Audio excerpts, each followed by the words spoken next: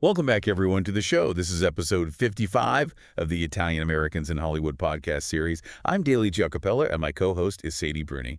Hi, everyone.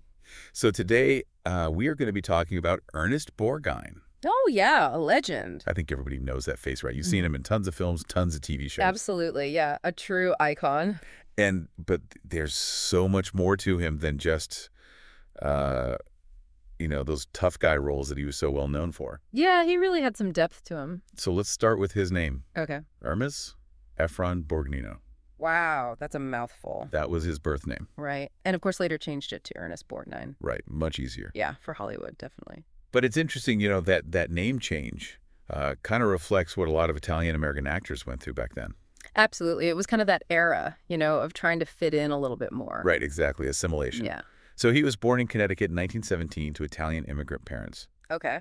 And their names were Anna and Camillo Borgnino. So very, very Italian. Oh, yeah, and that heritage really played a huge role in his whole life. It seems like it, yeah. Not just in his personal values, but in the characters that he played as well. Yeah, and it's interesting how he often played those tough guys, but also had that sensitive side. Right, like a heart of gold. Exactly. And it's worth mentioning that he was also super involved in charity work. I did not know that. Yeah, he was really passionate about supporting veterans. It makes sense, though, considering his background. Right. Well, he served in the Navy for 10 years. Oh, wow. Before he even thought about acting. Right. So that military background definitely influenced him. Absolutely. So 5 marriages, huh?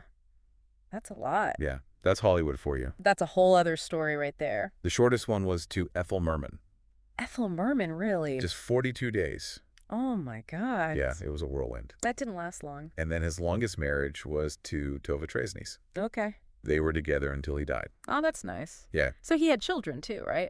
He had 3 kids with Donna Rancourt. Okay. Nancy, Sharon, and Christopher. And did they follow in his footsteps at all? They actually chose to stay out of the limelight. Interesting.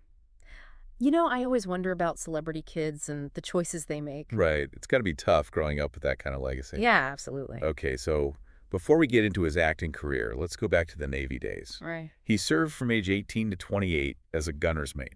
Wow. That's quite a while. That's a far cry from Hollywood. Yeah, no kidding. It's really remarkable how adaptable he was. He really reinvented himself. Right. And the story goes that it was his mother who suggested he try acting. Really?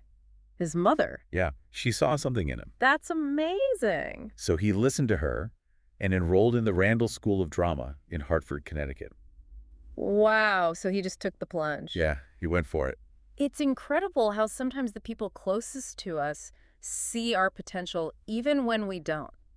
It's true. So what was his first role? Well, like a lot of actors, he started small. His very first role was on a TV show called Captain Video and his Video Rangers. Okay. Back in 1949. So early television days. Right. And he also did a lot of stage work before he made it to film. Oh, yeah. Stage acting is a great training ground. You really hone your craft. Absolutely. And then he went on to have an amazing TV career. Like how many shows are we talking? About 60. 60. That's insane. I know, it's incredible. He must have been constantly working. Pretty much. Wow. So was McHale's Navy his big break? Yeah, that was one of his most popular roles. It's a classic. He played Quentin McHale. Yeah, the lovable rogue. Right, it was a comedic role, which was a bit different for him. Yeah, he was known for those tough guy roles. But he had great comedic timing. He really did. And McHale's Navy really cemented his popularity with audiences. It's interesting how certain roles can just capture the public's imagination. Right, and they can define an actor's career. Absolutely. But Borgnine's talents weren't limited to TV. Right, he did a ton of movies, too. He made his film debut in 1951 with a small part in China Corsair. Okay. And he worked his way up, taking on bigger roles. And then came Marty. Exactly. Yeah. Marty was a turning point. Yeah, that was a huge one for him. It was a critical and commercial success. And he won an Oscar for it, right? He won the Academy Award for Best Actor. Wow, that's incredible. It really solidified his place in Hollywood history. So what was it about Marty that resonated so much with audiences? Well, I think it was a very simple story Uh-huh. about a lonely butcher looking for love. Right.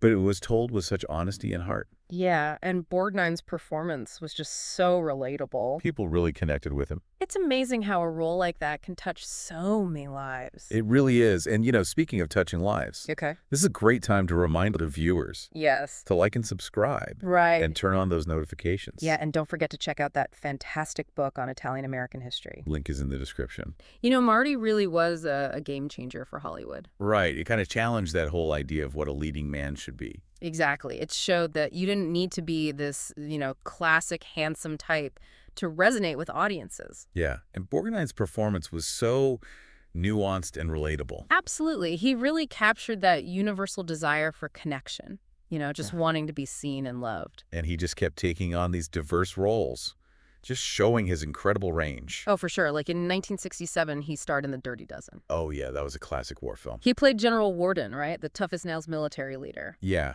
in charge of this ragtag group of convicts turned soldiers. Such a great concept. And talk about an ensemble cast. I mean, you had Lee Marvin, Charles Bronson, Jim Brown. Wow, some serious star power there. And Borgnine totally held his own. He always did. Dirty Dozen was a huge hit. I mean, both critically and commercially. He really solidified his status as a box office draw. And then just a couple of years later, in 1969, he starred in another iconic film, The Wild Bunch. Oh, yeah, that Sam Peckinpah Western. So gritty and violent. Yeah. Really pushed the boundaries. Absolutely. And Borgnine played Dutch Engstrom, right? The leader of this gang of aging outlaws. Yeah, sort of facing the end of an era. Such a classic Western theme. And it's a film that's become a classic over time. Oh, for sure. Although it was pretty controversial when it first came out. Yeah, I can imagine. But, Borgnine's performance was central to its impact. Absolutely. And then in 1981, he appeared in this dystopian sci-fi thriller, Escape from New York. Oh, yeah.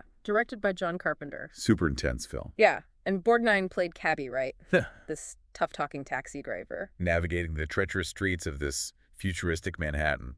Yeah, that was a fun role, kind of a bit of comic relief in this really dark film. Yeah, he brought a certain charm to the character. He always had this knack for injecting humor into even the most serious situations. It really showed his versatility. And then, of course, we can't forget his voice work as Mermaid Man in SpongeBob SquarePants. Oh my gosh, yeah, that's a whole other generation of fans. It really is. He introduced himself to a whole new audience with that role. And he brought so much energy and personality to Mermaid Man. It's amazing how he was able to connect with people of all ages. Right, from kids to adults. And it's interesting, he often played these tough guys. Uh-huh. But there was always a glimmer of humor and warmth underneath. Yeah, that blend of toughness and tenderness really made him so compelling. He was a true master of his craft. Able to inhabit such a wide range of characters. And always with depth and authenticity. He had an incredible work ethic. Yeah, dedicated to his roles. Absolutely. And also dedicated to fitness and healthy living. Oh, yeah. He was known for that he attributed his longevity and stamina to his active lifestyle. Makes sense, he lived to be 95. Yeah, he did. Yeah. And he always said that laughter was the key to a long life. I like that. Finding joy in everyday moments and spreading that joy to others. And you can really see that philosophy in his work. Even in those more serious roles, there's often a twinkle in his eye. Yeah, a sense of playfulness. Ernest Borgnine passed away in 2012. Yeah, at the age of 95. What a life. An incredible legacy over 6 decades of work. And it's a good time to remind our viewers Yeah, to like and subscribe absolutely. and turn on those notifications. Hit that bell. And of course, don't forget to check out that amazing book on Italian-American history. Link is in the description below. So in the final part of our show, we'll be exploring the lasting impact of Ernest Borgnine's career and really talking about his contributions to Hollywood. Should be interesting. I mean, his career really spanned so many decades. He was a true chameleon, Oh, yeah. Able to play all these different characters across different genres. I It's mean, incredible, really. comedies, dramas, Yeah. war films, sci-fi, you name it. And I think that's what kept his career so interesting, that willingness to try different things. Right. He never shied away from a challenge. And he always brought that authenticity to his performances. He had a real knack for connecting with audiences. Whether he was playing a tough guy or a romantic lead, I think he understood the power of storytelling. Yeah, and he used his craft to create characters that people could really connect with. And he didn't just limit himself to acting either. Right. He did a lot of charity work. He was really dedicated to veterans' causes. And I think that speaks to his character, his values. He wanted to make a difference. He was a man of integrity. A real role model. Absolutely. So his legacy goes way beyond his films. It's about hard work, dedication. A true love for his craft. But real inspiration. So as we wrap up this episode, I encourage everyone to check out Ernest Borgnine's work if you haven't already. Explore all those different performances, the heartwarming, the action-packed, the comedic, the dramatic. And as you watch, remember the man behind those characters. A man who lived a full life and left behind a body of work that continues to entertain and inspire. Thank you for joining us. It's been a pleasure. Please like, subscribe, and turn on notifications. And don't forget about that amazing book on Italian-American history. Link is down in the description. Arrivederci, everyone.